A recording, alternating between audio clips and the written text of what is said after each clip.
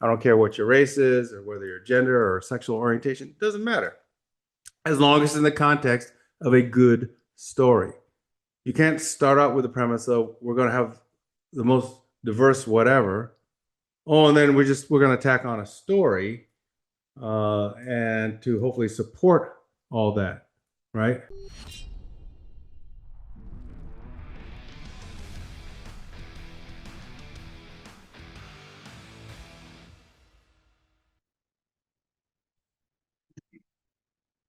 Hi, this is Mike Howard. Welcome to another edition of the Rona Leadership Podcast. We're going to do, I told you this year we'd be doing a few things differently. So while we're still focusing on leadership, we're going to delve into some other areas. We've gotten a lot of really great uh, feedback and viewership of uh, a video I did a couple of weeks ago on the whole on the LA riots and how you're allowed to, in this country, protest peacefully, but you are not allowed to burn buildings and assault police officers. I don't care how righteous you think your cause is. And so we're going to delve into another area, which actually kind of focus on leadership too, but it's in the backdrop of this apparently a disaster of an MCU um, new series that dropped in on Disney Plus, I think about a week ago, called Ironheart. And if you're one of the few people who haven't heard about it or haven't heard about the controversy, Ironheart is apparently was in production for a long, long time, and finally, and it was based off a comic a couple of decades ago that really never took off about a young black female that is a genius and ends up basically constructing her own sort of Iron Man suit because she lives in the MCU universe, and it just never took off. So it was going to be like the next iteration of Tony Stark and Iron Man, but it didn't work. And so after all these years, Disney and Marvel, I guess, in their infinite, not wisdom, insanity, they and I'll explain why I say that in a few minutes. They decided to roll this out in apparently a couple of tranches, 3 episodes on Disney Plus last week, and apparently three this week or whatever. No, I have not seen it, so I'm not actually going to comment on the actual series itself. I really want to talk about sort of uh, using this as an example of where folks like Bob Iger at Disney and Kevin Feige at Marvel are not practicing true leadership, uh, and I'll get to that in a moment. But in essence, when this when this series dropped, the it met with lousy reviews, and it continues to do so. It's just basically tanking on Disney Plus, and there's been a lot of controversy about the lead character. Her name is Riri Williams. She apparently was in the movie Wakanda Forever, and so now she's got her own show, and she's Ironheart. Whether or not it's true that the in the show somewhat denigrates the legacy of Tony Stark, Robert Downey Jr.'s Iron Man or not, I don't care. That's neither here nor there. But it does certainly in interviews and apparently on the show really makes a big deal of diversity and LGBTQ and transgender rights. And apparently that is something that Marvel has said that this is the most diverse cast they've had in an MCU movie show, which is fine. I have none of us have a problem with diversity. However, what I have a problem with, and a lot of people have a problem with, is that when the show started tanking, the inevitable things came up from the studio, from the actors, and that was that they blamed the fandom, number one, and they sexist, racist, narrow-minded, not appreciating diversity, and all that kind of stuff. And that's kind of what I want to talk about today, because um, that's an easy out. It would be like Microsoft coming up with a widget that we were convinced that that the world should have this widget, and they will buy this widget. And then they release the widget, and nobody's buying the widget. They don't like it for whatever reason. It doesn't work for them. It's not what they want. And then Microsoft comes around and says, "Well, you don't really know what you want. We know better what you want. You need to get this widget. Uh, so, okay, you don't like this widget. Let's make something similar to this widget, and we'll sell that." And then that bombs too. And then it's like, okay, you folks out there who are absorbing all this tech, you still don't know what you're talking about. We know better. That's what's been happening with Marvel, and I tie this back to leadership, right? What's the definition of insanity? Definition of insanity is when you do the same things over and over again and you expect a different outcome.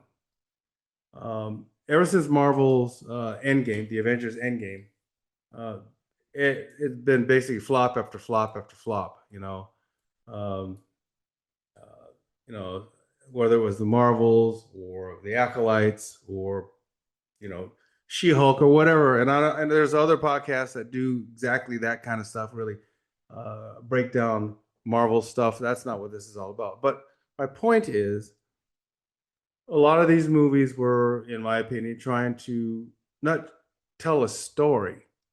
They were trying to get a message out, right? The messaging about diversity or um, what have you. Again, nobody is against diversity. I think we should have more diversity in TV and the movies. I don't have a problem. I don't care what your race is or whether your gender or sexual orientation. It doesn't matter, as long as it's in the context of a good story. You can't start out with the premise of we're going to have the most diverse whatever. Oh, and then we're going to tack on a story and to hopefully support all that, right? That's kind of what happened with the last administration. They promised to be the most diverse administration in U.S. history, and they were. They were a complete utter disaster, because you don't hire on the basis of diversity. You hire on the basis of merit and whether you can do the job. And so when you get into this situation here, when Marvel or when the actual actors, in this case in Ironheart, start blaming the fans for not liking it, and basically blaming the fans for being narrow-minded and or being MAGA or whatever, what have you, you're missing the point here. And that goes back to that whole leadership thing with Kevin Feige at Marvel and Bob Iger. I know they're champions of diversity and they want to put diversity into everything in the MCU, but it has to be in the right context. And you can't say that superhero fans are myopic and we only want white male and female heroes.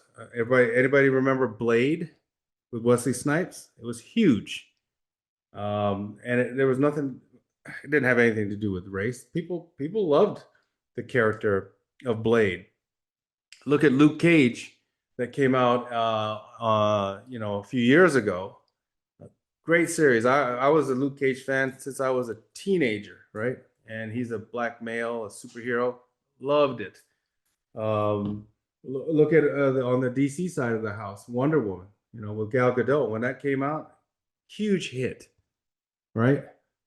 So when people make the claim, well, people only want white male and female superheroes, that's bogus. That is basically a weak argument to mask the fact that maybe your content is weak, maybe your story is weak, but you have to hide behind the isms, the sexism, the racism, and all this other kind of stuff, and you're missing the point, right?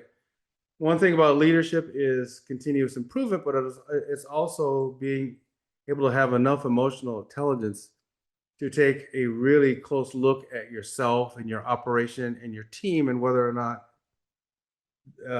you're doing the right thing and going down the right path.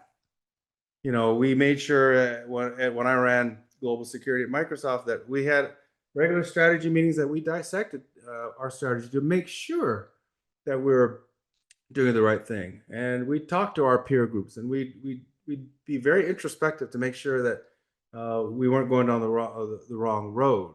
And if we did, we weren't going to replicate that mistake. We were Colin Powell again. I quote this phrase all the time. He had a great phrase. The late General Colin Powell, Secretary of State Colin Powell, was that don't get your ego so close to your position that when your position goes, your ego goes with it.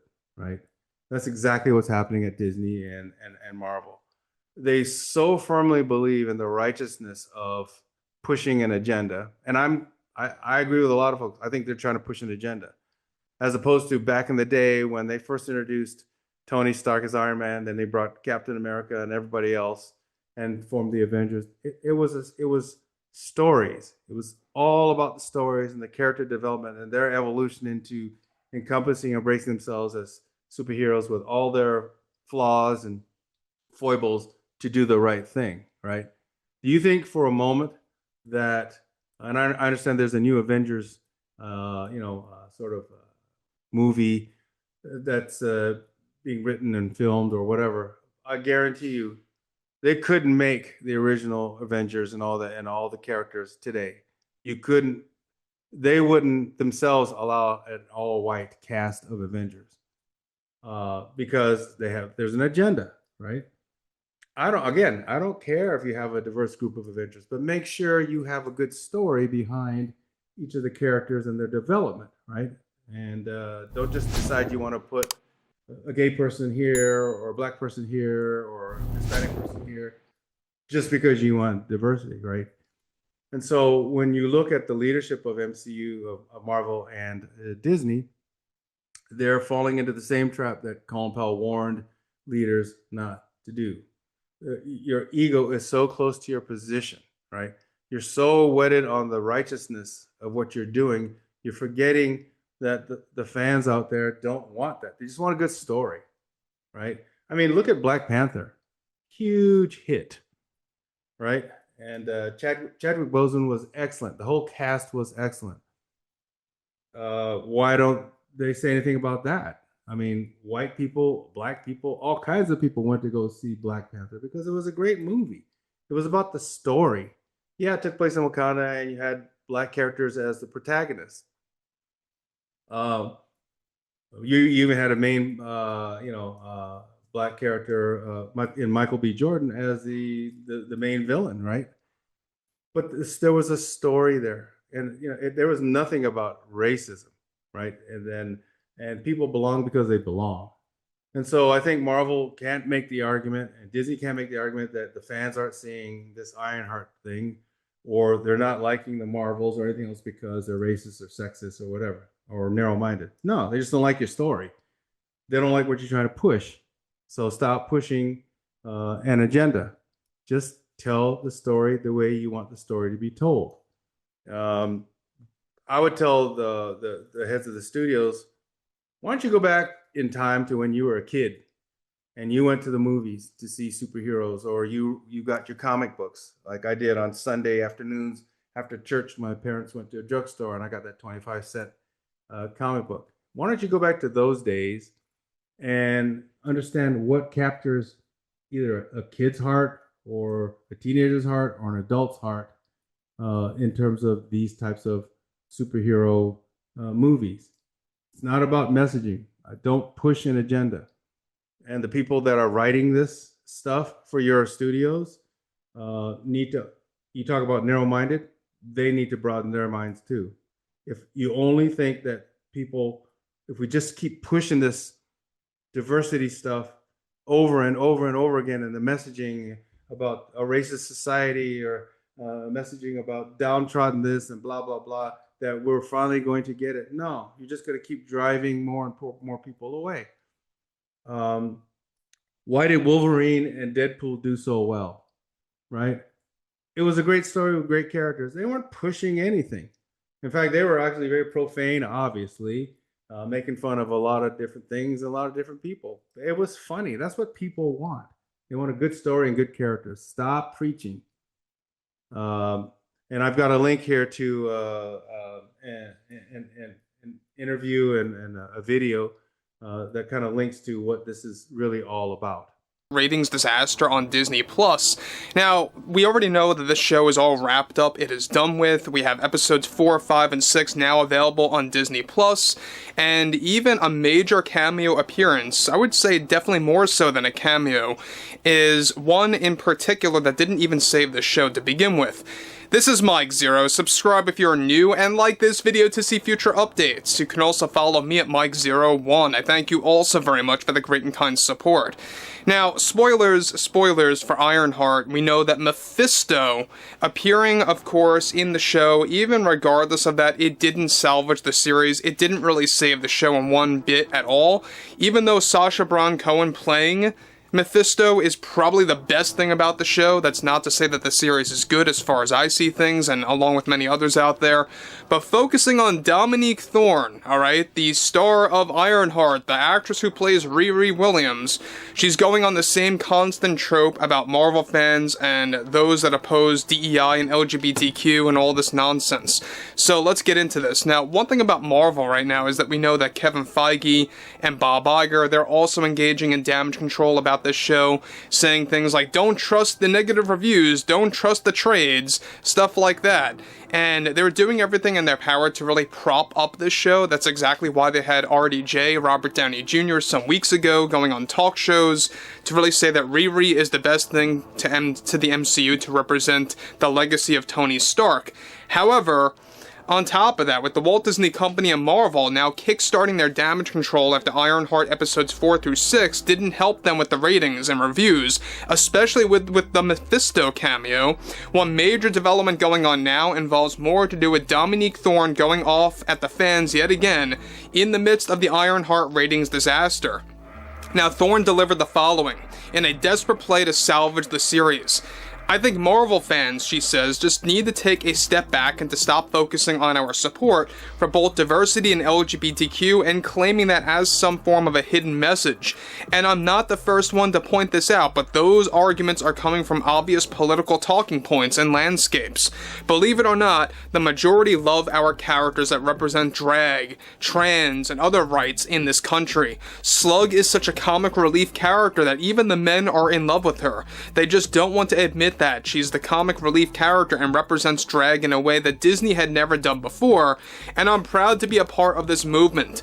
There are always going to be a very loud and vocal side of the Marvel fanbase that will just never learn about the values of diversity and LGBTQIA. I am more than proud that we finally got our show out, because for a moment there I was thinking, is this it? Are we not releasing this thing? And Disney and Marvel, I thank them for showing everyone who's boss and contributing something great to this world. There are times when it's justified to focus on DEI and LGBTQ above the story elements. Now guys, let me say one thing about that quick. There's no instance where it can be justified to focus on that more than the story. That is an agenda in and of itself. I don't care what everyone else says, or anyone says, that is an agenda, right? And that's exactly why you have a lot of actors and actresses like this that just tend to say things like that. It's not an agenda, and then they go on to say things that actually spell it out to be an agenda. She goes on to continue, and that was in this case with our series Ironheart.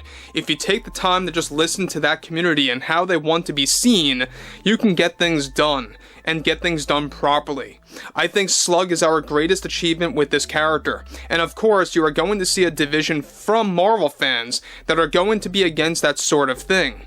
The problem there is those that are against something like that just don't realize that these are normal human beings, these are normal people that just want a shot in this industry and to be seen for the first time on screen, and not in an indirect way, but up front and center for a majority of the show. And this is the first time that we did that in the Marvel Cinematic Universe. Our show is the #1 show in the world right now. It's important to not listen to the haters and the critics when their only argument is about a so-called agenda or message. We are just including everyone to have a shot in this wonderful industry and to become a part of the Marvel Universe. Hey guys, let me say one thing about that. Now, pandering to 1% of the population is really not doing anything beneficial to a studio like Marvel, to a studio like the Walt Disney Company, and if anything, you're creating more division when you're focusing on 1% of the population and really just making that your main focus of the show. That's exactly why a lot of Marvel fans have been turned off by many projects out there. And it's not just the LGBTQ stuff, let's be very real about this. Put all the agendas aside and everything related to DEI to the wayside. There's just a lot of bad things coming out. Ironheart has a lot of problems going for it, whether it's the writing, the directing, the producing, the acting, the line delivery. I mean, everything across the board is just lackluster. And Riri is not a likable character, regardless if it was played by Dominique Thorne or not. The way that they actually set up this character in the script, it wouldn't have worked for anybody, I feel. You know, anybody who got that role, I think, would have failed miserably at it because of how it was written, how the character was written in the script, right? So, this is where it gets interesting, is that she goes on to continue. Marvel fans should seriously stop obsessing over who is this gender or that gender when all they are doing is playing characters. I think in a short time from now, the critics and those that use their only argument about DEI and LGBTQ will soon realize just how successful this story is and will be for the MCU. People just don't know it yet. I think fans should respect our characters like Slug and Jerry Blood, played by the wonderful Zoe Terakis.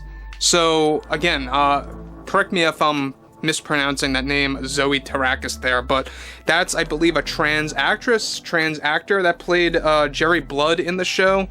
She's not in it all that much, or he's not in it all that much in the actual series, but Slug is the main side character, so to speak, the side character that has the most screen time, alright, if you really want to put it that way. But what's interesting about this, again, is the fact that they're focusing so much on diversity this, diversity that, LGBTQIA. It's so exhausting and tiresome. That's exactly why a lot of Marvel fans have given up. Now look, whether or not this is going to negatively impact Fantastic Four, that's really up for grabs right now. Nobody really knows. And I've heard a lot from Marvel fans, a lot of casual fans, and even hardcore fans that said that, yeah, I mean, this is really changing their attitude toward Fantastic Four, especially after what Pedro Pascal had to say about the Ironheart show, about how he loves everything about it, how he loves how it's all focused on LGBTQ and diversity and everything related to it in that sense. Again, really not focusing on comments about the story. It's all about the agenda. People are tired of it.